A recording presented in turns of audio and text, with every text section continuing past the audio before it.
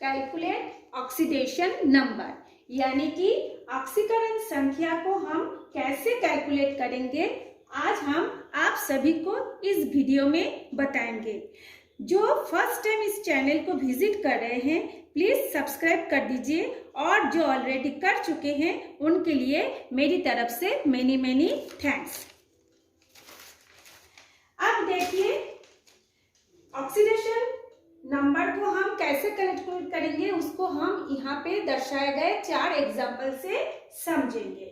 सबसे पहले देखिए यहाँ पे लिखा है H2SO4, जिसमें हमको सल्फर का, उसके नीचे देखिए रेड इंक से अंडरलाइन किया हुआ है, सल्फर का ऑक्सीडेशन नंबर निकालना है। सेकंड इज H2S4O6, इसमें भी सल्फर का ऑक्सीडेशन नंबर को निकालना है, लेकिन दोनों ही स्थिति में अलग अलग नंबर आएगा। ये आप सोचेंगे कि हम याद कर लेंगे, रट लेंगे, उसी से हमारा काम चलेगा, ऐसा नहीं है। अलग अलग यौगिक के लिए इस सल्फर का ऑक्सीडेशन नंबर अलग अलग होगा। फिर देखिए तीसरा एक तो है Cr2O7 2-, इसमें देखिए पावर में दिया हुआ है -2, इसका भी कुछ थोड़ी सी अलग डिफरेंस आएगा। और फोर्थ वन इज NaH2PO4, इसमें P का ऑक्सीडेशन नंबर को लिखना है। तो चलिए हम शुरू करेंगे। उससे पहले आपको मैं बताऊं, ऑक्सीडेशन नंबर को निकालने के लिए हमको जितने भी एलिमेंट है, जितने भी तत्वों के परमाणु हैं, जैसे मान लीजिए H2SO4, इसमें कितने एलिमेंट है, हाइड्रोजन है, सल्फर है, ऑक्सीजन है। तो इनमें से सल्फर का तो निकालना है, तो उसको हम X मानेंगे। बाकी बचा क्या, हाइड्रोजन और ऑक्सीजन। तो जिस भी यौगिक में से जिस भी एलिमेंट का ऑक्सीडेशन नंबर निकालना है, बाकी जितने भी एलिमेंट बचेंगे उसका वैलेंसी जानना हमारे लिए आवश्यक है, अदरवाइज हम ऑक्सीडेशन नंबर को नहीं निकाल पाएंगे। तो देखिए यहाँ पे मैंने एलिमेंट्स लिखे हैं, एलिमेंट्स के नीचे कुछ सिंबल को लिखे हैं, जैसे हाइड्रोजन का H, ऑक्सीजन का O। यहाँ पे हम वैलेंसी लिखे हैं, उधर लिखे हैं इनर्ट गैस। अब सवाल है कि ये वैलेंसी क्या है। जैसे मैंने आपको अभी बताया कि ऑक्सीडेशन नंबर को हम कैलकुलेट करने के लिए जितने भी तत्व है उसका वैलेंसी जानना हमारे लिए आवश्यक है। अब ये वैलेंसी क्या है, कोई भी एलिमेंट, जैसे यहाँ पे हाइड्रोजन में मात्र एक ही इलेक्ट्रॉन होता है, इसलिए इसकी वैलेंसी +1, इसका तो कोई झमेला नहीं। लेकिन इधर देखिए ऑक्सीजन है, सोडियम है, पोटेशियम है, साइनाइड है, हाइड्रोक्सिल आयन है। तो कोई भी एटम जब इनर्ट गैस के समान बनने के लिए, यानी इनर्ट गैस के समान अक्रिय गैसों के समान स्थायी विन्यास प्राप्त करने के लिए, या तो वो इलेक्ट्रॉन को अपने से दान कर देता है, डोनेट करता है, या फिर किसी से इलेक्ट्रॉन को एक्सेप्ट करता है, यानी कि ग्रहण करता है। करके वो क्या करता है, अपना बाह्यतम जो सेल है, आउटर मोस्ट जो सेल है बाह्यतम कोश में 8 इलेक्ट्रॉनों को वो फुलफिल करता है, पूर्ति करता है, और क्या करते हैं, अक्रिय गैसों के समान स्थायी विन्यास प्राप्त करते हैं, ताकि उसको मतलब स्वतंत्र रूप से रह सके। तो यहाँ पे क्योंकि हाइड्रोजन में एक ही इलेक्ट्रॉन होता है, इसकी वैलेंसी हमेशा वो इलेक्ट्रॉनों को देता है, इसलिए इसकी वैलेंसी +1 हो गई। लेकिन अगर एक से अधिक इलेक्ट्रॉन है, जैसे ऑक्सीजन, ऑक्सीजन का एटॉमिक नंबर कितना होता है, 8। 1s2, इसका इलेक्ट्रॉनिक विन्यास क्या होगा, 1s2 2s2 2p4, यानी इसका बाह्यतम कोश, ये जो 2s2 2p4 है, ये है इसका बाह्यतम कोश, यानी कि आउटर मोस्ट सेल। तो बाह्यतम कोश में कितनी इलेक्ट्रॉन है, 4 + 2 6। अब वो चाहता है कि मेरा 8 इलेक्ट्रॉन पूरा हो जाए, ताकि मैं अक्रिय गैसों के समान स्थायी विन्यास प्राप्त कर सकूं।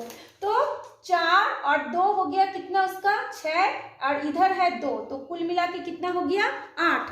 अब वो क्या करते हैं, अगर वो 2 इलेक्ट्रॉन को ले लेता है तो उसका हो जाएगा 10। तो 10 कौन से इनर्ट गैस के समान है, नियन के समान है। मतलब इसके लिए 2 कंडीशन हो गया, पहला कंडीशन वो आउटर मोस्ट सेल में 8 इलेक्ट्रॉनों को पूरा करता है। दूसरा कंडीशन है 8 इलेक्ट्रॉन को पूरा करने के बाद वो अक्रिय गैसों के समान स्थायी विन्यास प्राप्त करने की कोशिश करता है। तो 8 और यहाँ से वो 2 ले लिया तो उसका इनर्ट गैस 10 के समान इसका हो गया। तो ये देखिए यहाँ पे था 4 और 2 6, तो वो 2 लेता है तो भी इसका अष्टक का नियम पूरा करता है, और पहले से उसका 2 था और 2 लेने के बाद वो नियन के समान अक्रिय गैस बन जाता है। इसी तरह से देखिए सोडियम में होता है 11 1s2 2p6 3s1। तो वो यदि इस 3s1 इलेक्ट्रॉनों को किसी को डोनेट कर देता है तब उसका बाह्यतम कोश में कितने इलेक्ट्रॉन होता है 6 + 2 8 हो जाता है। तो उसका अष्टक का नियम पूरा हो गया। और यदि हम पूरा ओवरऑल इलेक्ट्रॉनों को काउंट करें तब उस समय उसका क्या होता है, ये 11 इलेक्ट्रॉन है, 11 इलेक्ट्रॉन है, वो यदि एक इलेक्ट्रॉन को डोनेट कर देता है तब उसके पास 10 बचता है, और ये 10 जो होता है इनर्ट गैस नियन के समान बिहेव करता है। तीसरा देखिए और एक तो है पोटेशियम जिसका एटॉमिक नंबर 19 होता है, उसमें भी लास्ट में 4s1 है। यदि वो एक इलेक्ट्रॉन को डोनेट कर देता है तो उसके पास 18 इलेक्ट्रॉन बचता है। तो 18 इलेक्ट्रॉन किसके समान बिहेव करता है, आर्गन अक्रिय गैसों के समान बिहेव करता है। तो कोई भी तत्वों का वैलेंसी 2 रूल पर डिपेंड करता है, या तो वो अपना अष्टक को पूरा करता है, उसके लिए वो इलेक्ट्रॉन लेता है या देता है, या फिर लेने देने के बाद इसमें जो भी इलेक्ट्रॉन बचता है, जो भी संख्या में इलेक्ट्रॉन बचता है वो अक्रिय गैसों के समान बिहेव करता है। ये होता है उसकी वैलेंसी। अब मान लीजिए ये साइनाइड में कार्बन का होता है 4, आउटर मोस्ट सेल में नाइट्रोजन का होता है 3, तो 4 + 3 मिला के होता है 7। इसलिए वो क्या करता है, यदि एक इलेक्ट्रॉन को वो ले लेता है तो वो फिर किसके समान हो जाता है, 8 हो जाता है, यानी उसका अष्टक का नियम पूरा हो जाता है। तो इसलिए इसका भी कितना हो गया, -1। ऑक्सीजन का देखिए, ऑक्सीजन का भी कितना हो जाएगा, यहाँ पे हमने देखा था 4 और 2 6 होता है, और हाइड्रोजन का कितना होता है, ऑक्सीजन का 6, हाइड्रोजन का 1, तो 6 + 1 कितना हो गया 7, और यदि वो एक इलेक्ट्रॉन को ले लेता है तो 7 + 1 8 हो जाएगा। तो ये हो गया उसकी वैलेंसी। बिना जाने हम ऑक्सीडेशन नंबर को कैलकुलेट नहीं कर सकते हैं। तो चलिए अब हम पहला एग्जाम्पल लेते हैं। पहले हम इसको लिखेंगे H2SO4। ये है एक यौगिक जिसमें से हमको इस सल्फर का ऑक्सीडेशन नंबर लिखना है। किसका लिखना है, सल्फर का। तो फर्स्ट हम लोग क्या करेंगे, जितने भी तत्व है उस तत्व के जितने भी परमाणु है उस परमाणु को हम लोग ऐड करेंगे। कैसे ऐड करेंगे, कैसे जोड़ेंगे, जैसे यहाँ पे हाइड्रोजन कितना है 2, तो हम यहाँ पे लिखेंगे 2H 2 हाइड्रोजन।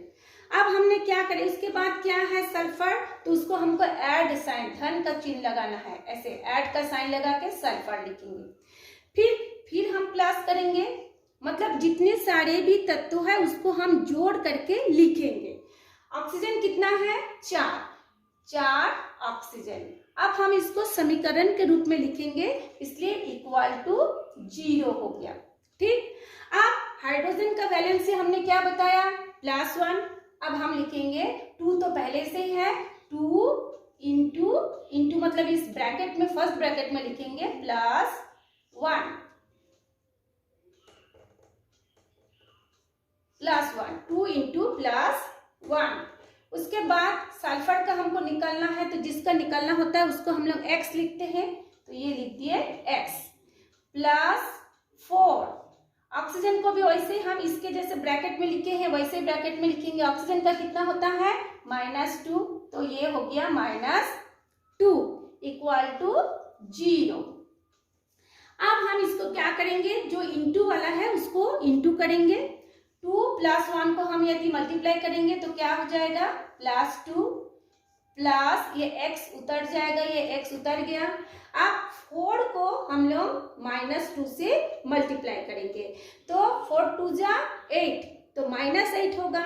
और -8 के साथ इस प्लस को, जैसे हम लोग अलजेब्रिक ग्रुप में क्या पढ़े हैं, प्लस इंटू माइनस, तो प्लस माइनस क्या होता है माइनस, यानी ये प्लस और ये माइनस, इन दोनों को गुना करेंगे तो plus minus minus according to algebraic rule. 4 2 यानी 4 दूनी 8 इक्वल टू 0। अब हम क्या करेंगे, चूंकि ये एक इक्वेशन है, समीकरण है, x को लेफ्ट साइड में लिखेंगे और जितने भी नंबर है वो इस इक्वल टू साइन के राइट साइड में लिखेंगे। तो x इक्वल टू क्या हो जाएगा, -8 है वो इक्वल के उधर जाएगा तो हो जाएगा +8, माइनस +2 है तो क्या हो जाएगा -2। तो x इक्वल टू क्या हो जाएगा +8 -2, प्लस माइनस माइनस, यानी कि हमको घटाना पड़ेगा। तो 8 में से 8 में से 2 को माइनस करेंगे तो हुआ कितना 6। अब सवाल होता है 6 तो हमने घटा के ला दिए, लेकिन यहाँ पे साइन कौन सा होगा, प्लस का साइन होगा या माइनस का साइन होगा। ऑक्सीडेशन नंबर में यदि हम साइन नहीं लिखेंगे, बहुत लोग क्या करते हैं 6 लिख के छोड़ देते हैं, यदि यहाँ पे हम साइन नहीं लिखेंगे तो वो आपका रॉन्ग आंसर होगा, उसको गलत माना जाएगा, नंबर नहीं मिलेगा। इसलिए इधर साइन लिखना बहुत जरूरी है, कोई भी प्लस साइन या माइनस साइन लिखना जरूरी है। तो यहाँ पे होगा +6। क्यों +6, क्योंकि जब हम घटाने के बाद देखते हैं कि बड़ा संख्या कौन सा है, तो देखते हैं 8 बड़ा है किसके, 2 से, तो 8 के आगे कौन सा साइन है, प्लस का साइन है, इसलिए यहाँ पे हो जाएगा +6। तो इस तरह से देखिए हम लोग सल्फर का ऑक्सीडेशन नंबर कितना निकला, +6 हो गया। चलिए अब हम इस दूसरे एग्जाम्पल को देखते हैं। इसको मैं डिलीट कर दे रही हूँ, इसको आप देख लीजिए।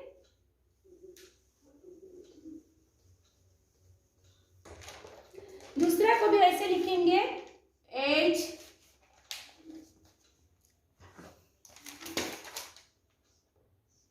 H2S4O6, इसको भी सेम वैसे ही पहले प्लस प्लस करके लिखेंगे, 2 हाइड्रोजन है तो 2H + 4 × X, क्योंकि जिसका निकलना है उसको हम लोग क्या लिखते हैं, x मानते हैं, तो यहाँ पे 4 सल्फर है यानी 4x हुआ है ना, सल्फर का निकलना है तो x, तो यहाँ पे कितना सल्फर है 4 है ना, तो 4x प्लस ऑक्सीजन कितना है 6 परमाणु, ऑक्सीजन के परमाणु कितना है 6 एटम है, तो 6 × O। अब O को आप ऐसे भी लिख सकते हैं 6O, ऐसे 6O हो गया सीधा। अब हम इसका वैलेंसी को लिखेंगे 2 × +1, हाइड्रोजन का +1 plus 4 × x 4x plus 6 × O का कितना होता है -2 इक्वल टू 0। यहाँ पर भी आप इक्वल टू 0 बैठा दिए, इसको हमको समीकरण निकालना है इसलिए इक्वल टू 0। अब क्या हो जाएगा +2 plus 4x plus minus minus 6 2 जा कितना होता है 12 इक्वल टू 0। अब हम x को लेफ्ट में और नंबर को इक्वल के राइट में, तो 4x इक्वल टू -12 है तो +12 प्लस 2 है तो -2, तो 4x इक्वल टू कितना आ जाएगा आपका 10। अब x की वैल्यू कितना आएगा, x को निकालेंगे तो x इक्वल टू क्या होगा, इधर का 10 और इधर का 4 जो है वो डिवाइड हो जाएगा 10/4। अब आप इसको डिवाइड कर दीजिए, 4 2 जा यानी 4 दूनी 8, इसको माइनस कीजिए कितना बचा 2 पॉइंट से 0 लाइए, 4 5 जा 20 यानी 4 5 20। तो पहले में सल्फर का ऑक्सीडेशन नंबर निकला था +6, अब इसमें सल्फर का ऑक्सीडेशन नंबर क्या निकला, तो x इक्वल टू 2.5 आया। मैं इसको अच्छे से डिवाइड कर दे रही हूं, इसको मैं इधर कर दे रही हूं, देखने में दिक्कत हो रहा होगा। 10 को 4 से डिवाइड कीजिए, 4 2 जा 8, इसको माइनस करेंगे तो कितना आएगा 2 पॉइंट से 0 4 5 जा 20। अब देखिए ये 2.5 आ गया। तो इस सल्फर का ऑक्सीडेशन नंबर कितना आया? 2.5। तो X इक्वल टू हो जाएगा 2.5 इस सल्फर के लिए।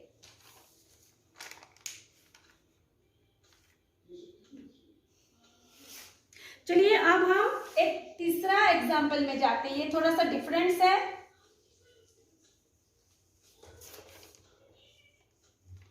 इसमें देखिए क्या है, Cr2O7-2।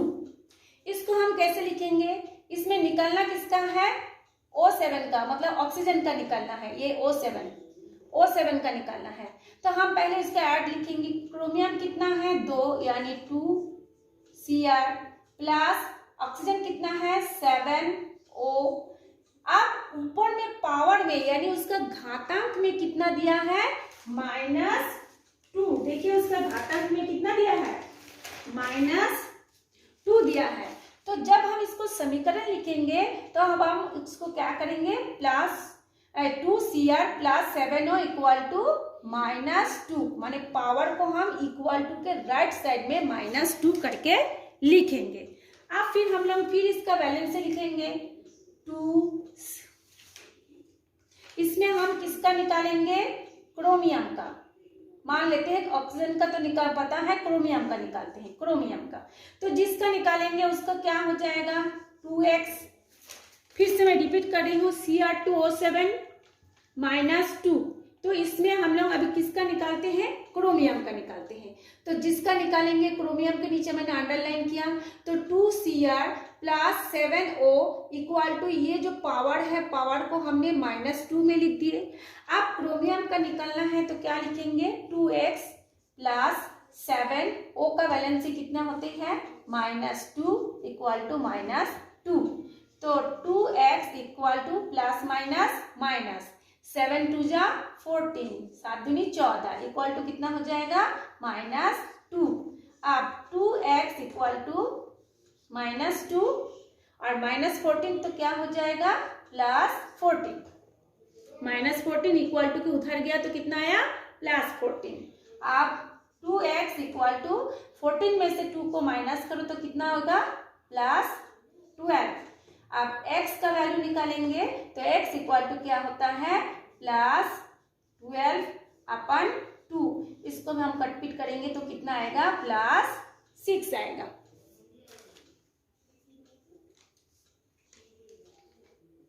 तो इस तरह से आप देख लिए हैं ये डिफरेंट टाइप का है। यदि कोई घातांक या पावर में होता है तो इक्वल टू के राइट साइड में लिख के पहले जो प्रोसीजर था उसी प्रोसीजर से हम इसको निकाल सकते हैं। तो चलिए अब हम एक थर्ड एग्जाम्पल को देखते हैं। इसको आप लोग देख लिए होंगे।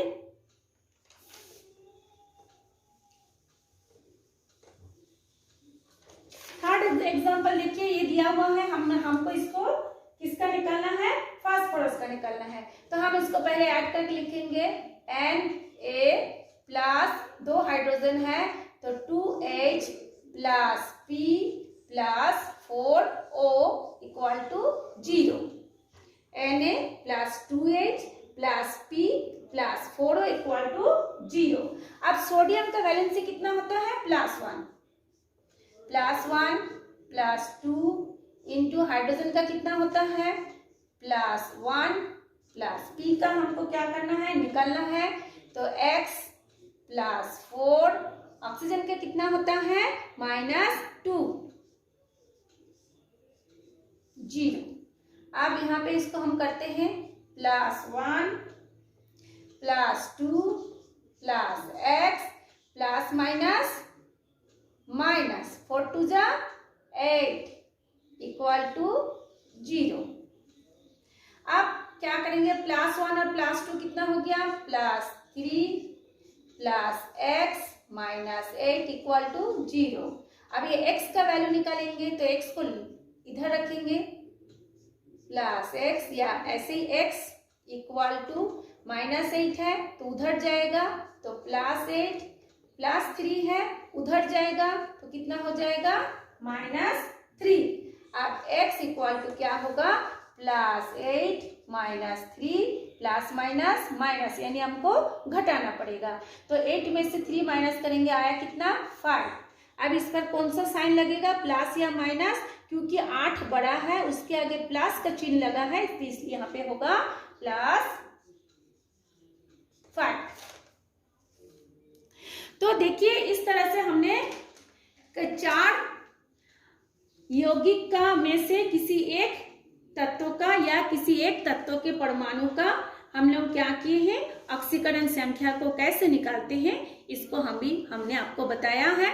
आशा करती हूँ समझ में आया होगा, और अगर नहीं आया है तो आप मुझे कमेंट्स करेंगे, और यदि आया है तो लाइक कर दीजिए। Thanks for watching me.